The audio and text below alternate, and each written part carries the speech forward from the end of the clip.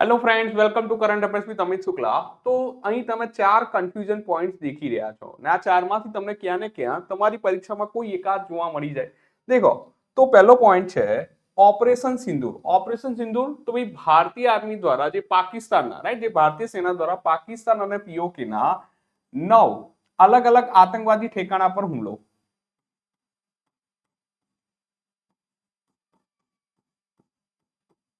PoK ના 9 અલગ અલગ જો વાત કરીએ આતંકવાદી ઠેકાણા પર હુમલો.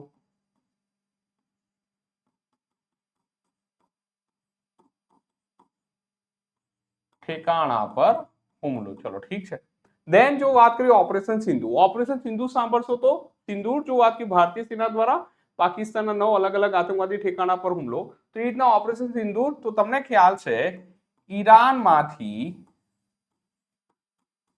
ભારતીયોને રેસ્ક્યુ કરવાની વાત હતી.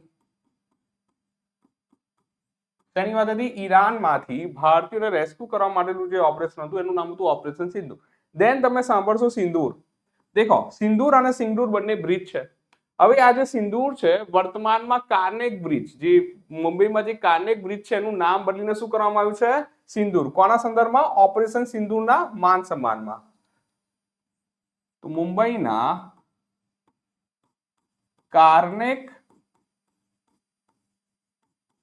બ્રિજનું નામ બદલવાની વાત છે.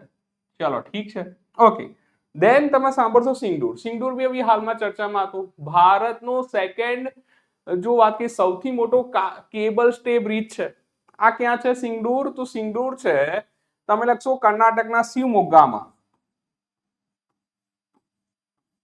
સેકન્ડ સૌથી મોટો કેબલ સ્ટેડ બ્રિજ છે.